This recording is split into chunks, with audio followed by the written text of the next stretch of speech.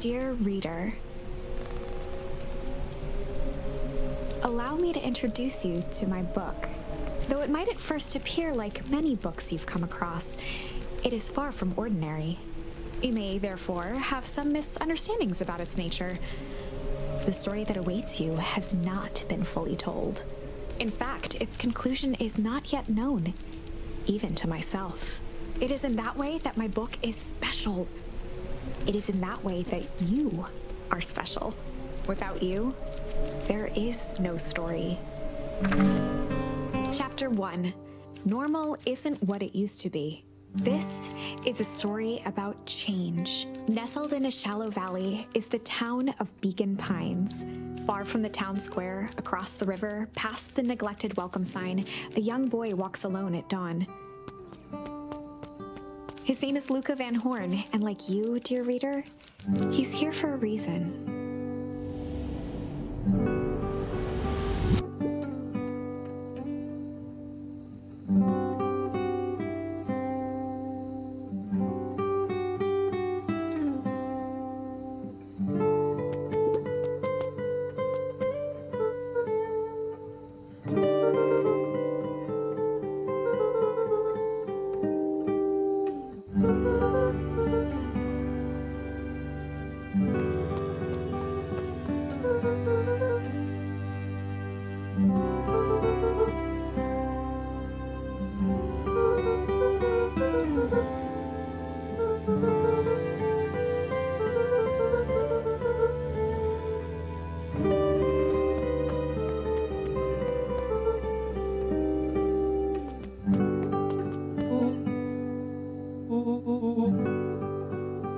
Rollo was Luca's closest friend. He possessed many fine qualities, but subtlety was not one of them.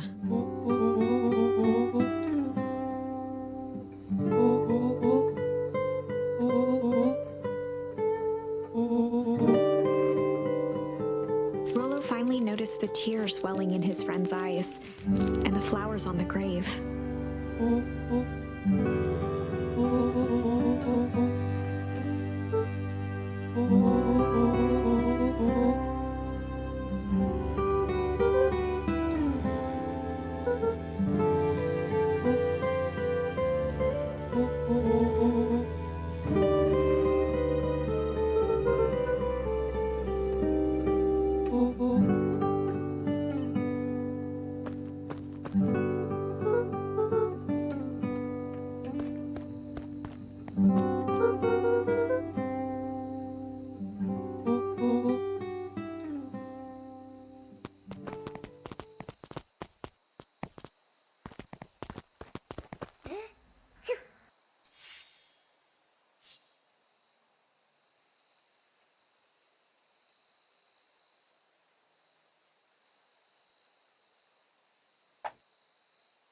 Wonderful!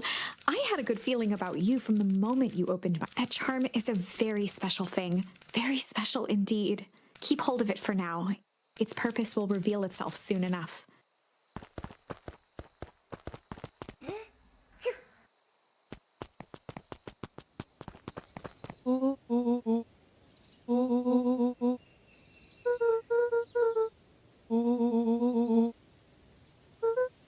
Rollo looked to the side suspiciously.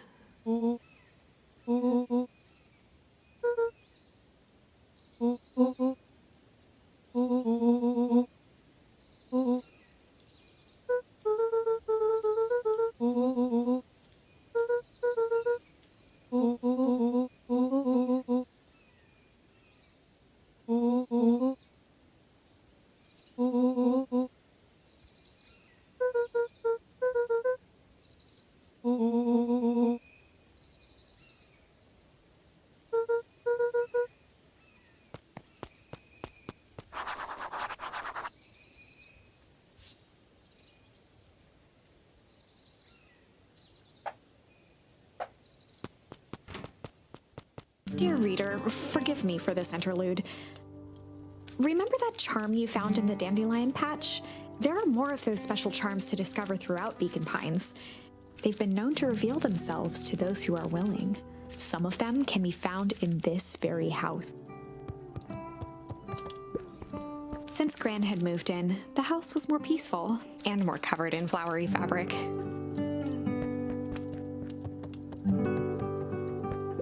One of his father's old stethoscopes. Luca had spent countless hours listening to anything and everything with it. Not for years, though.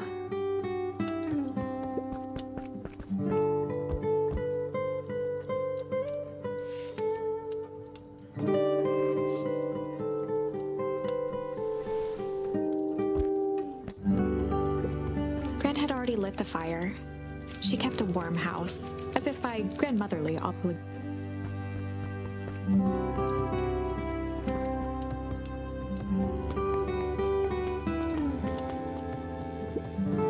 Just some dusty knickknacks.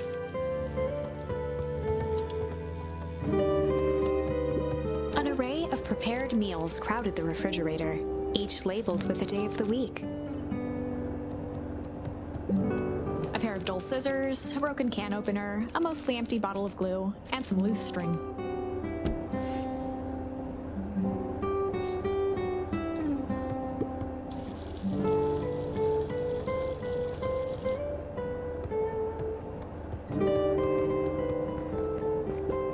The only piece of furniture Gran had brought when she moved in was an old hutch.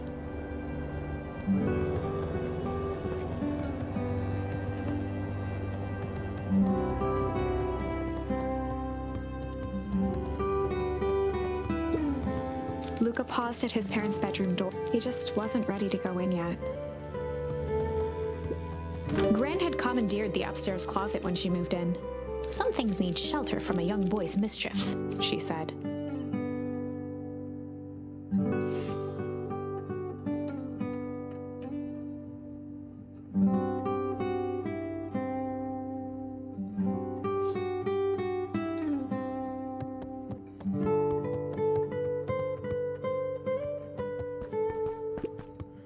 Luca tossed on his favorite old sweater.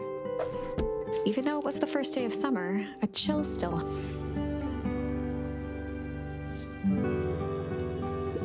Gran's moving in meant that most of Luca's things had been crammed in the corner.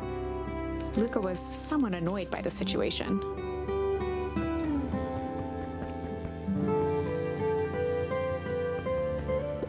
Gran's bed was undisturbed. Luca didn't mind that she had a habit of falling asleep in front of the fireplace. It meant that he could read late into the night.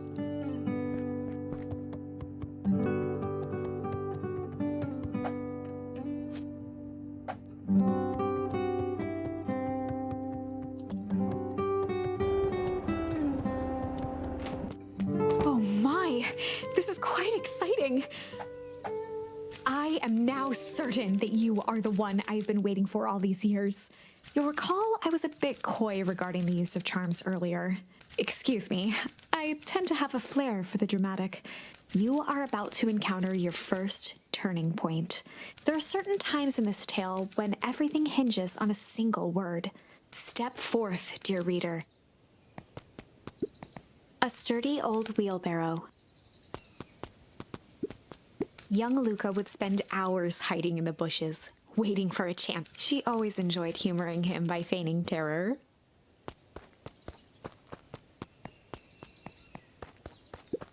A beginner's guide to gardening laid open on the bench.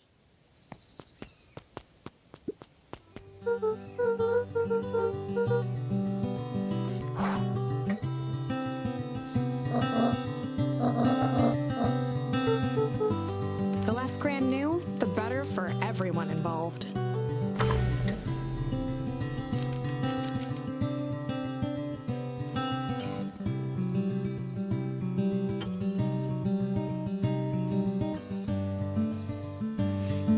We were just gonna go chill for the day.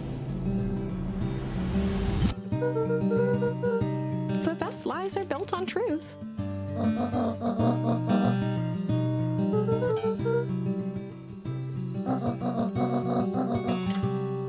Easy. Impressive. You've managed to navigate your first turning point without too much of a mess. That is the power of charms. A single word can change everything. I think it's time to introduce you to the Chronicle.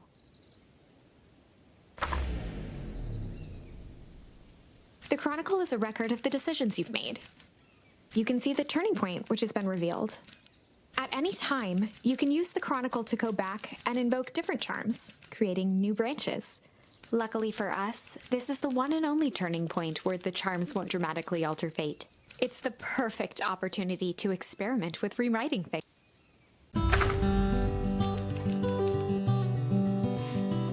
We were just gonna go ponder for the day.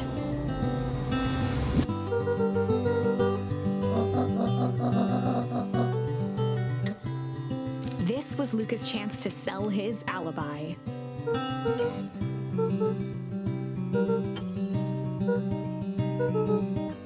Nailed it.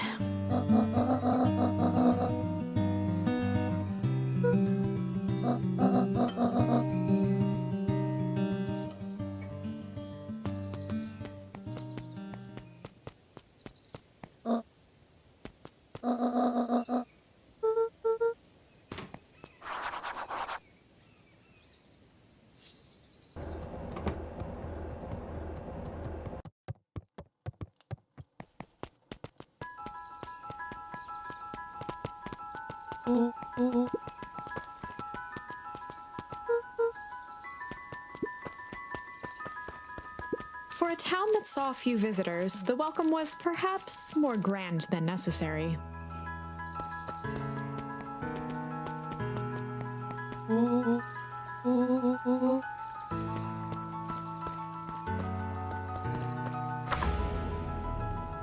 Chapter 2. Welcome to Beacon Pines. For many years, this valley had been a small mining outpost. It wasn't until Sharper Valentine built his fertilizer company that Beacon Pines was established. Over the next 30 years, the town had grown and prospered until the foul harvest. In the 6 years since, everyone was simply trying to get by.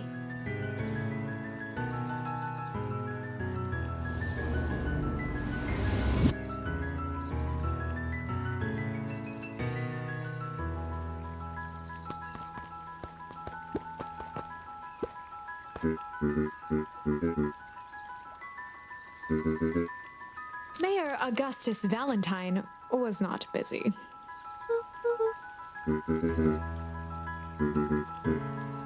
Flustered, Gus instinctively loosened his tie.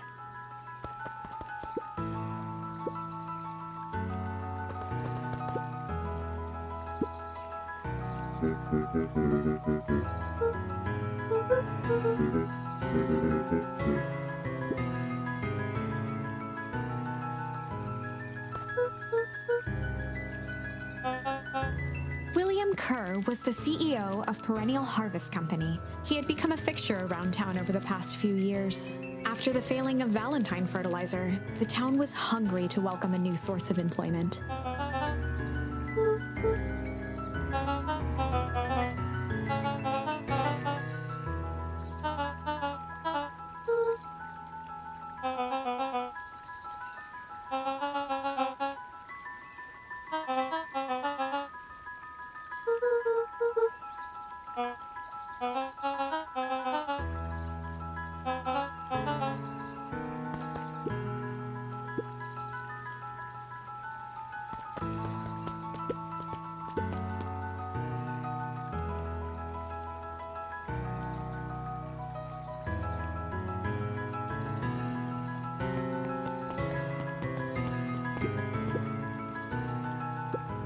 Mr. Sinclair continued snoring and lifted one eyelid just enough to see who it was, a tactic he often used to avoid undesirable conversation.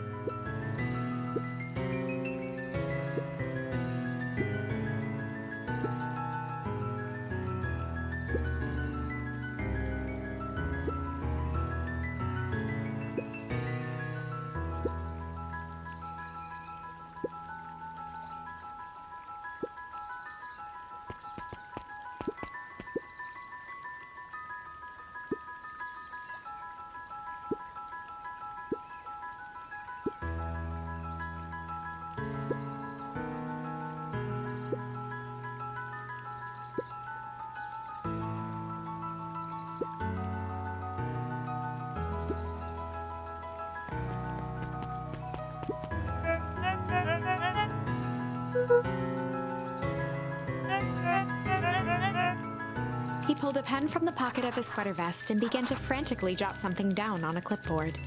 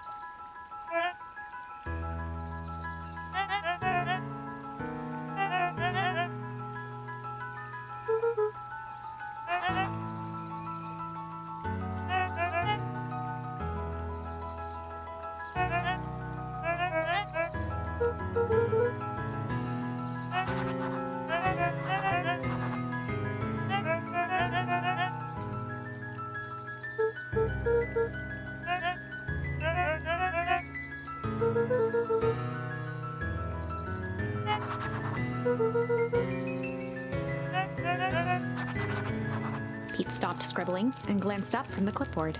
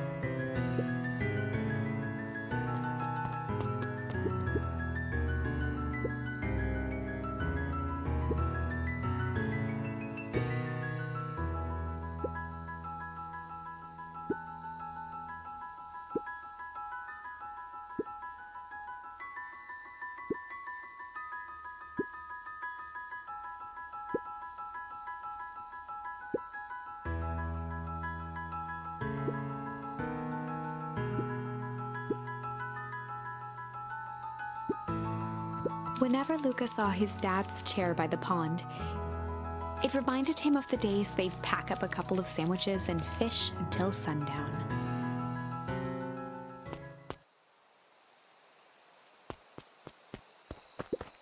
Luca opened the tackle box and picked the perfect bait. Luca tied a shoestring to the hook. What fish could resist a nice shoestring?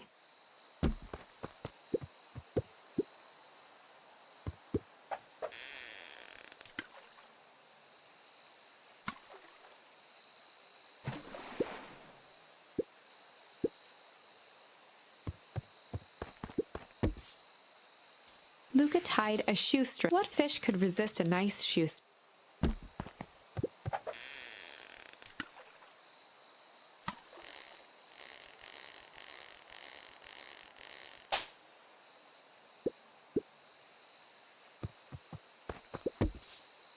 Luca tied. What fish could resist?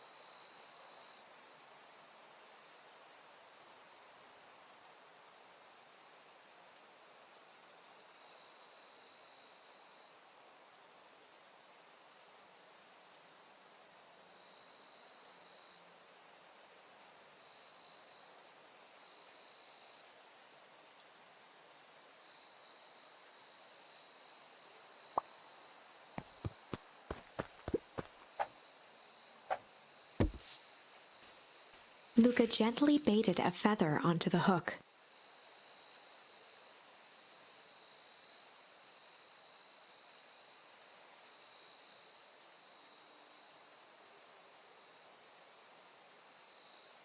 Good for skimming the surface.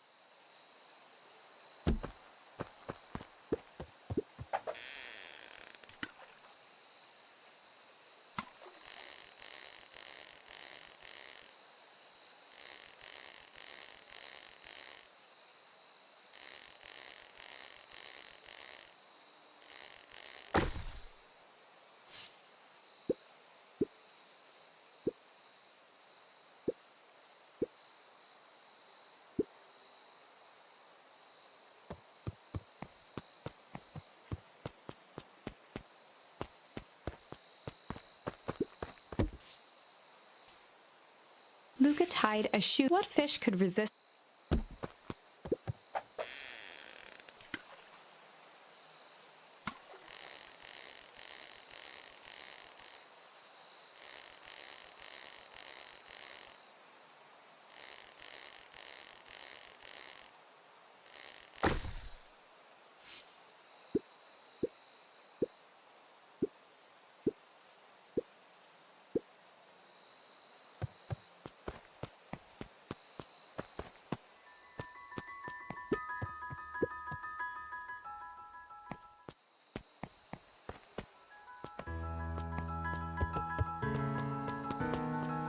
The boys had a good thing as long as they kept old Jeff happy. They had an endless source of precious materials to add to the treehouse.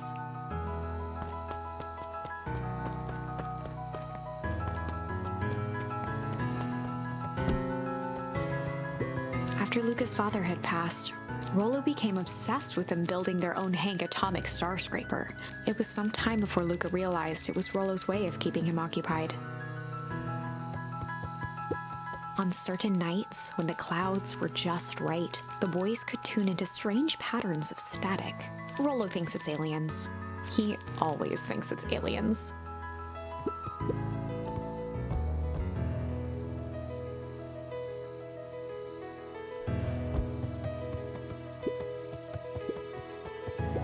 Luca's winter coat decommissioned for the summer. With the cold holding out longer than usual, he reconsidered its usefulness.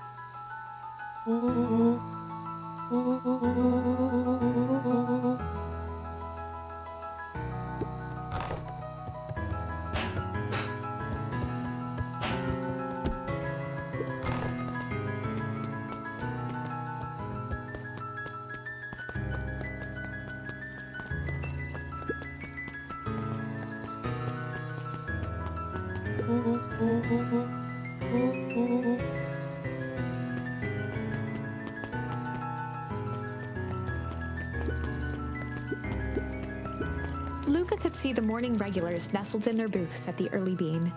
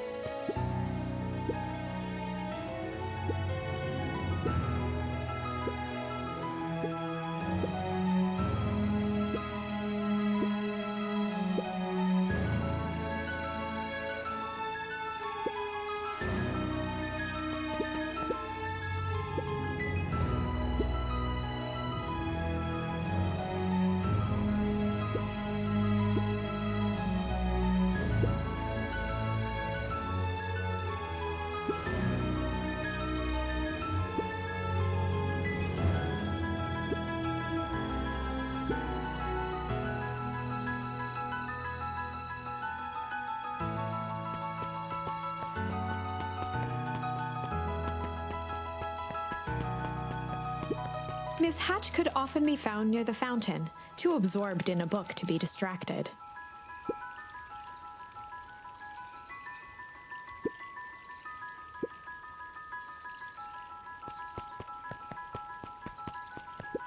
Holden Wilder ran the local paper of record, the Beacon.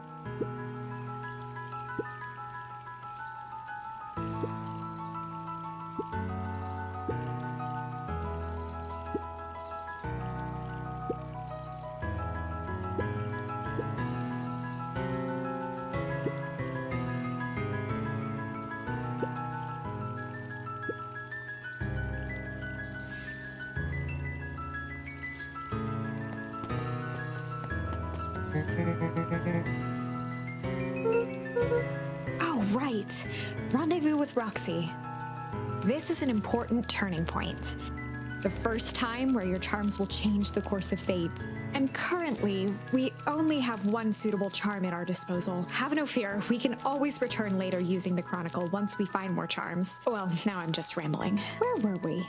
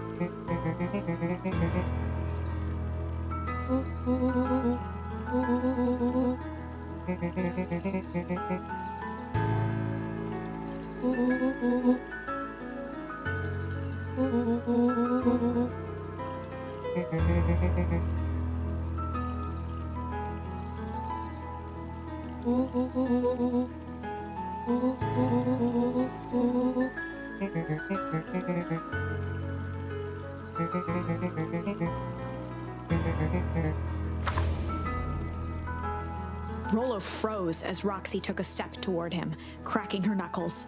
Luca knew he had one chance to save his friend from being dragged home.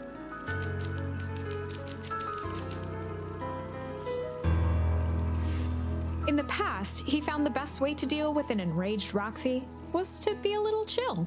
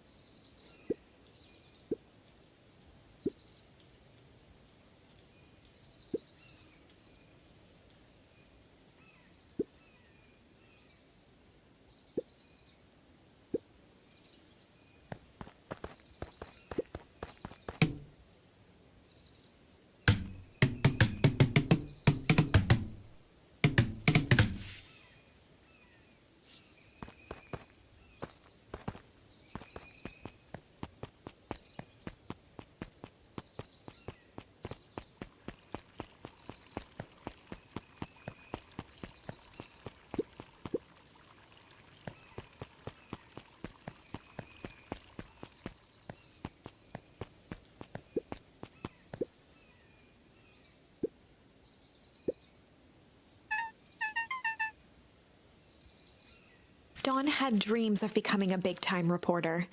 At night, she searched for the story that could be her big break. By day, she hawked papers at the newsstand.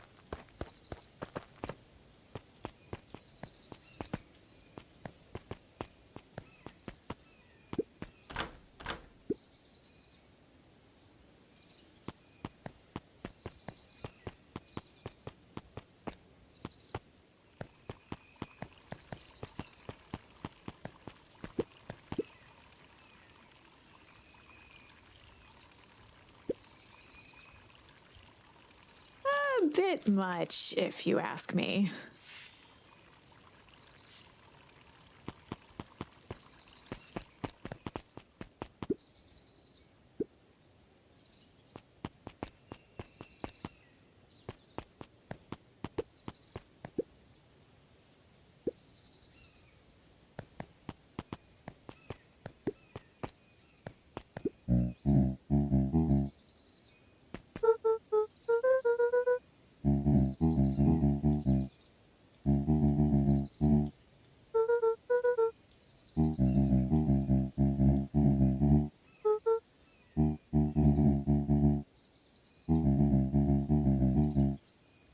A promise Gran regretted the second it was made.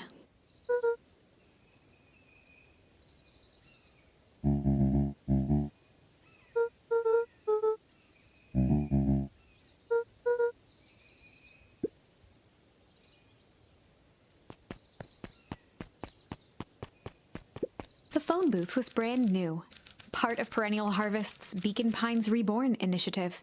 It didn't see much use.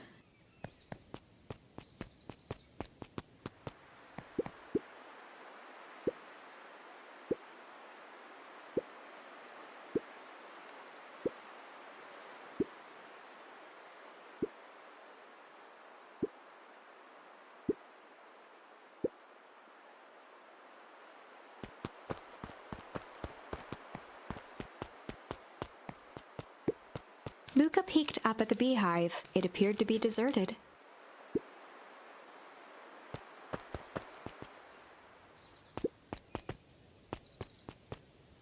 After the foul harvest destroyed their wealth and reputation, the Valentines shuttered off their estate from the rest of town.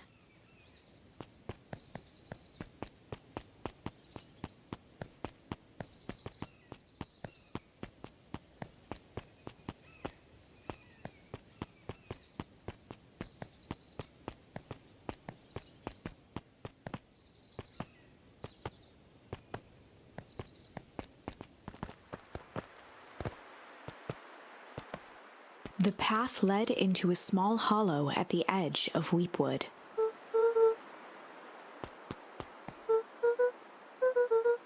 The fence thrummed with a gentle electric buzz. Luca often asked himself what Rollo would do, so that he could rule out that option.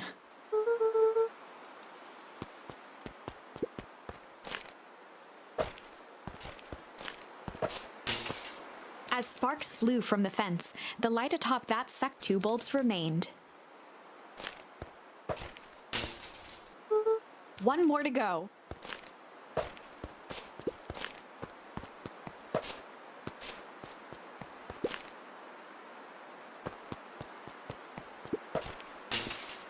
The fence's buzzing gave way to silence. Every kid in town knew the old Valentine fertilizer building. Long abandoned, the warehouse once served as the industrial heart of Beacon Pines. Now, it stood only as a reminder of things left behind. The dormant building showed strange signs of life.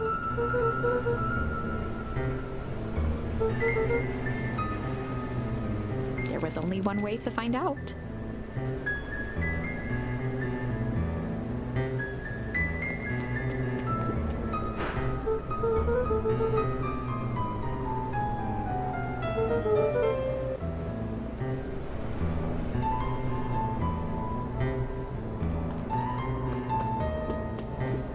The hose emitted a subtle sound. It was actively draining some kind of liquid.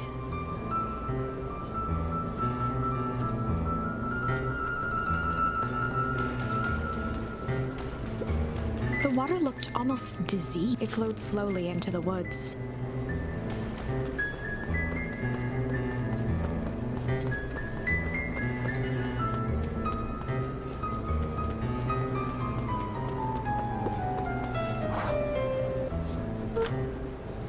Luca thought he heard faint sounds coming from the other side of the... He pressed his ear against the cold metal to hear better.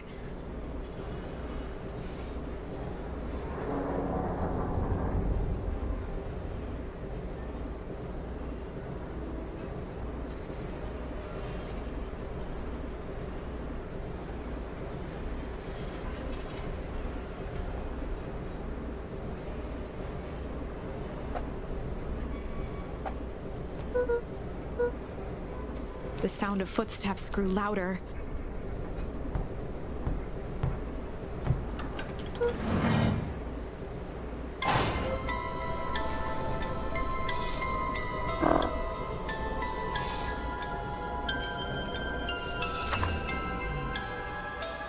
The heavy steel door knocked Luca to the ground.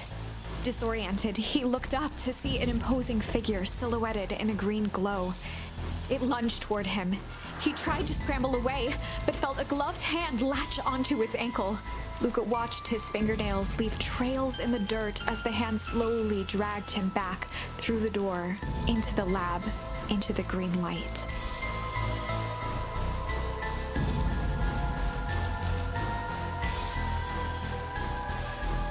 This is a story about change. It was far from the sort of change Luca imagined for himself, but change is, after all, a dangerous animal. The end? I probably should have warned you about this. There are many paths that our story can take. Most will end in tragedy, but don't let that discourage you. We will find the ending that this story deserves. I just know it. From here on out, a charm will have a checkmark when it's been used to its full potential at a given turning point. Now, let's try something different.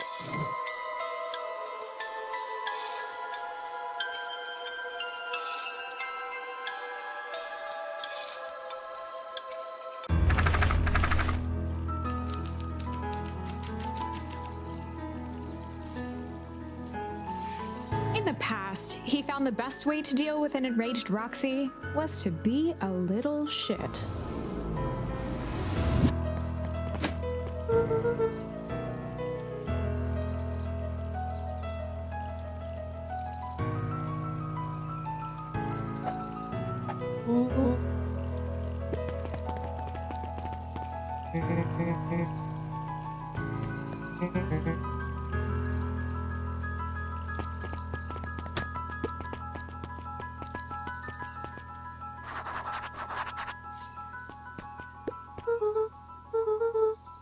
Solomon Valentine, current ward of and future successor to the Valentine fortune, huffed as he brushed off his pants.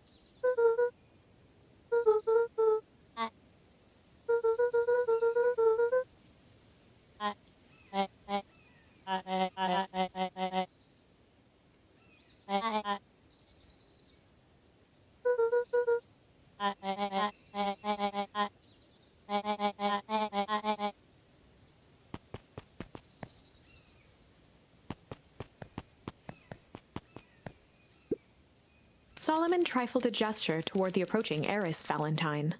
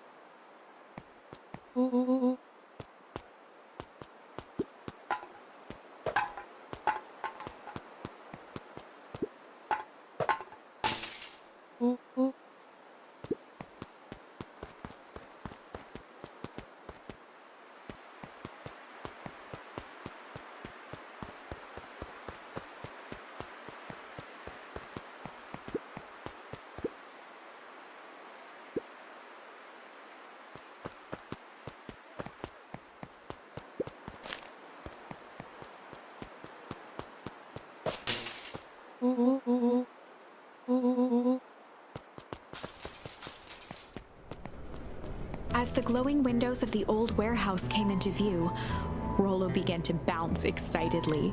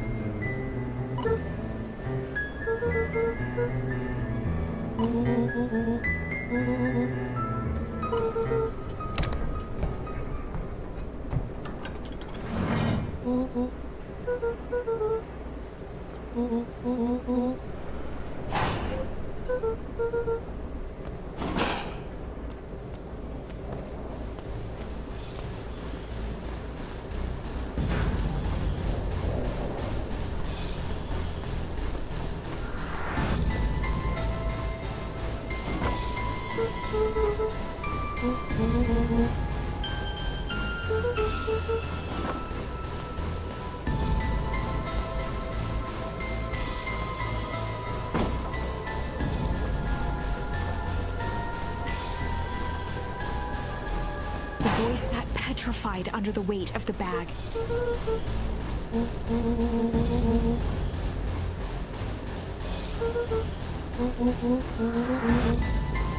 Rollo felt around at the large sack which burdened them. He snapped off a tag from just within a small zipper opening in the bag. Rollo held the badge up to a faint shaft of light within the dumpster.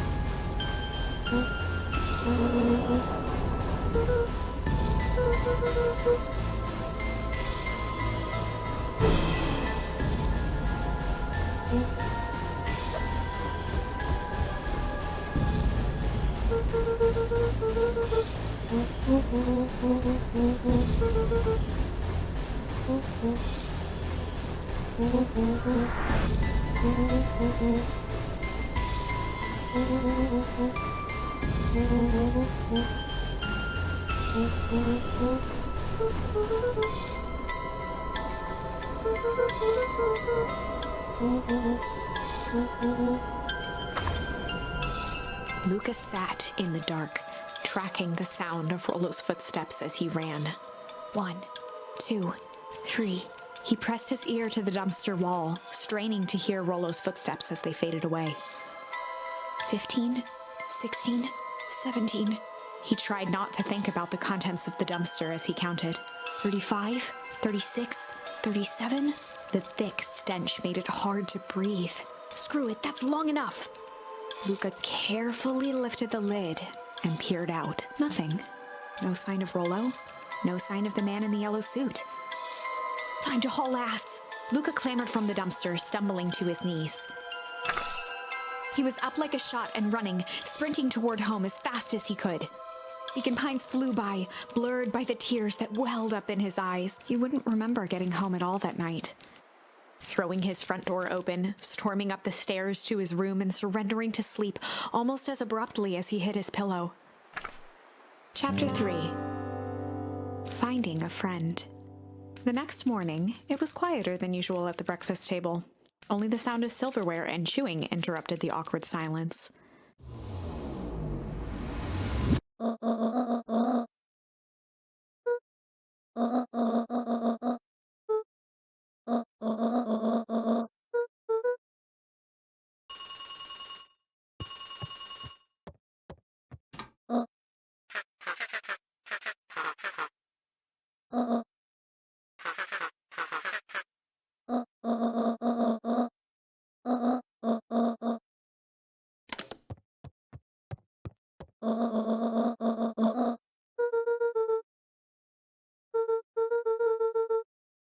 Gran's brow furrowed. She let out a long sigh, her voice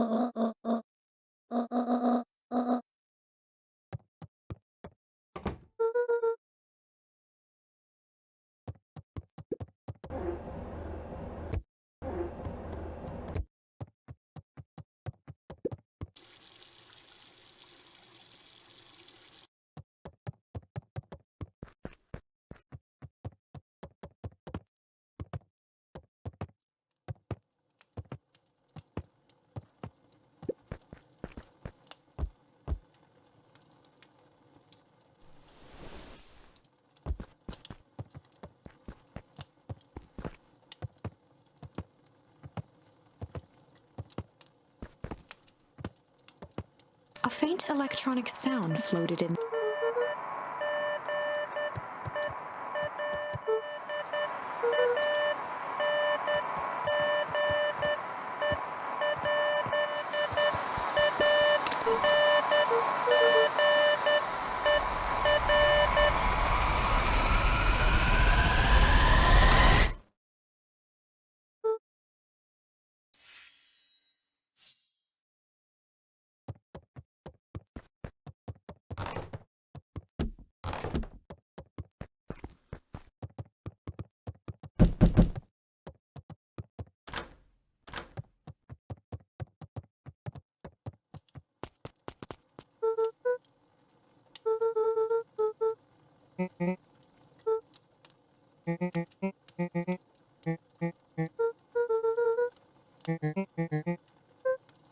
A pit formed in Luca's stomach.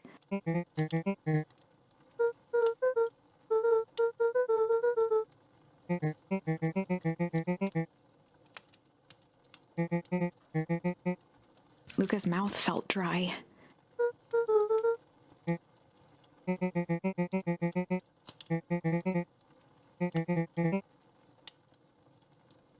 Luca could feel his heart beating in his throat.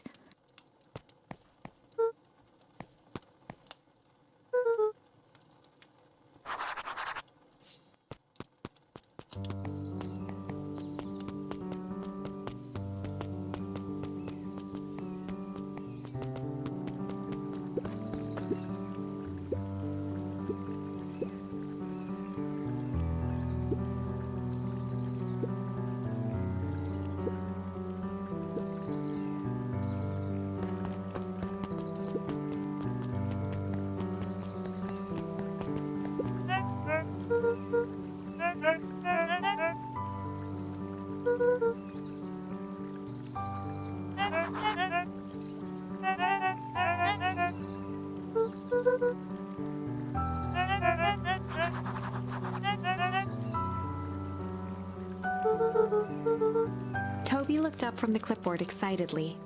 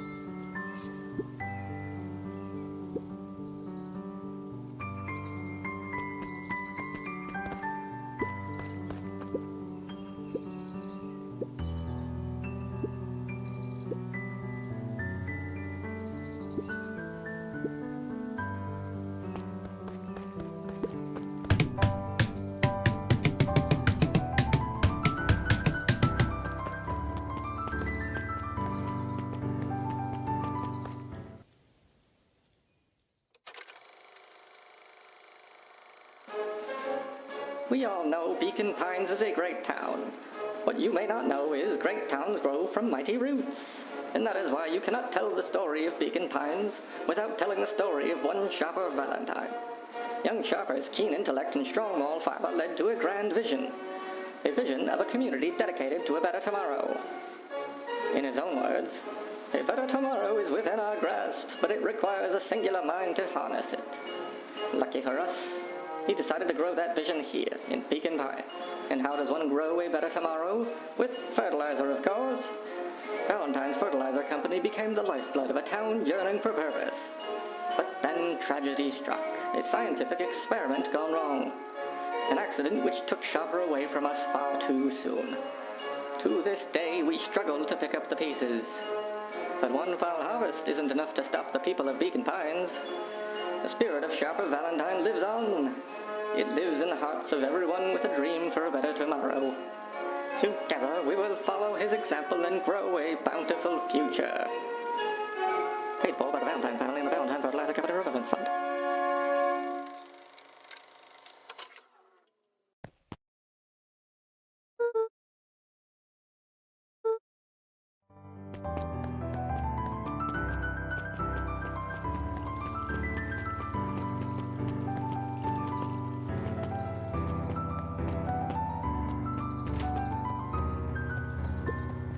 Kato volunteered at the library during the summers. He wasn't very social, so he'd dedicate each summer to becoming an expert in a single subject, making him a reliable source of very particular knowledge. If you were to ask Kato something he didn't know, he'd escape into the dusty old bookshelves and return with just the right thing.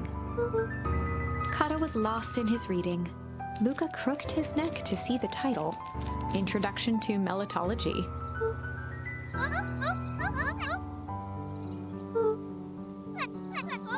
He gestured to the shelves.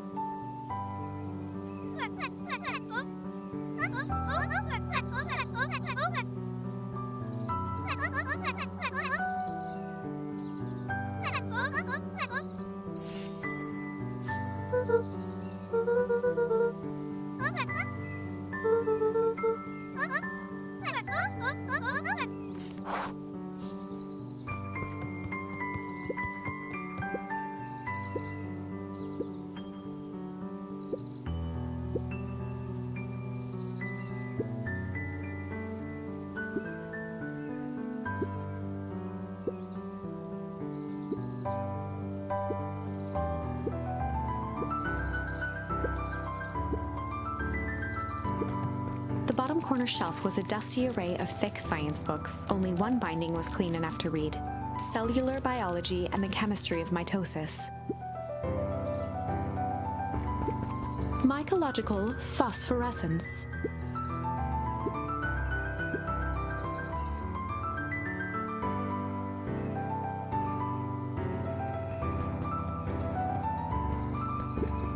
The entire top level of the library was devoted to comics, most of which were Hank Atomic and the myriad of less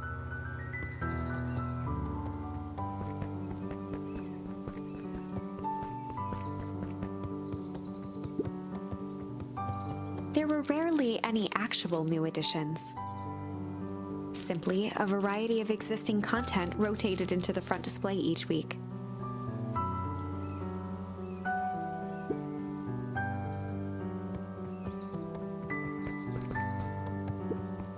Oh, the cobs I've eaten. A salad-centric travel guide for the mildly adventurous. Sally Seashore's simple succulent sundries. Luca brushed off a smudge of dust. Or maybe it was flour. 30 recipes so easy you'll doubt it's even edible. A peek behind the curtain. The methods and ruminations of Patrick C. Montesquieu. One of the greatest acting minds of our time by Patrick C. Montesquieu.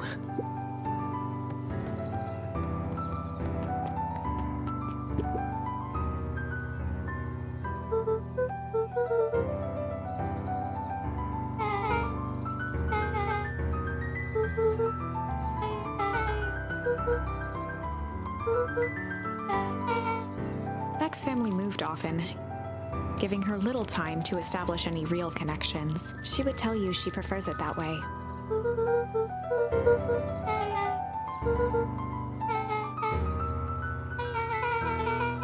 Luca shifted his feet uncomfortably.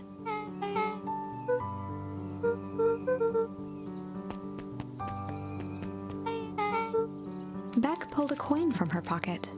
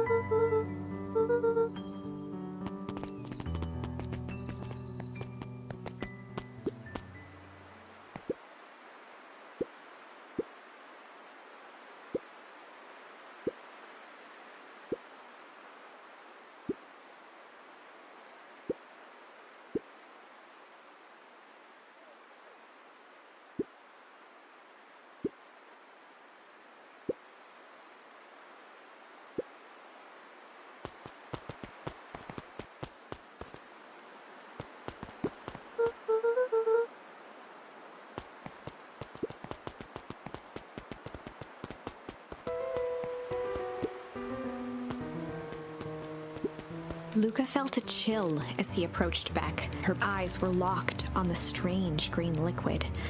The nearby grass was coated in a fine layer of frost.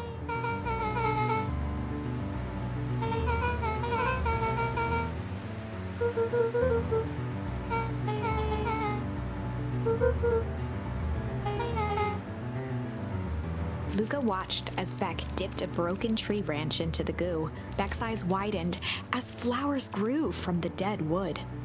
First small buds, which quickly bloomed into vibrant petals. As quickly as they had grown, the flowers began to shrivel and turn gray. Beck dropped the stick with a grunt of disgust.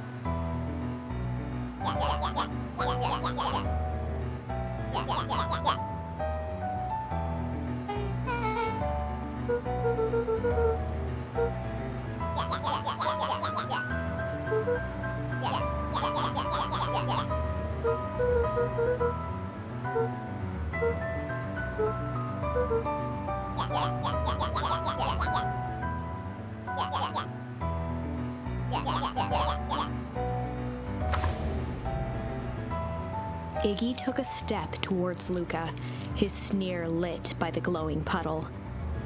Beck could see tears welling in Luca's eyes, his fists clenched. Some things about Beacon Pines were very different from the city, but a bully from a hayseed town is really no different from a city bully. Beck took a deep breath and thought.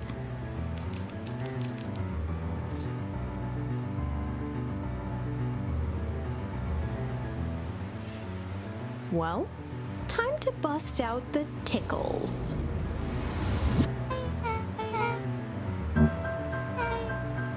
Beck lunged forward and began to tickle under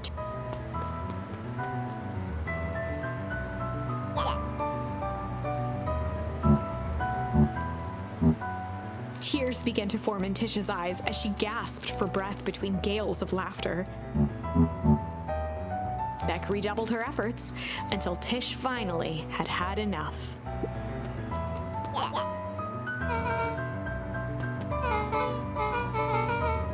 Iggy's eyes darted around, a realization dawning on his face that he was now outnumbered.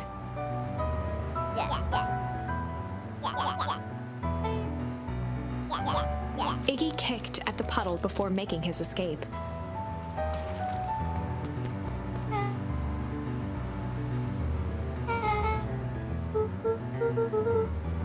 Beck shook the ooze out of her hair as best as she could.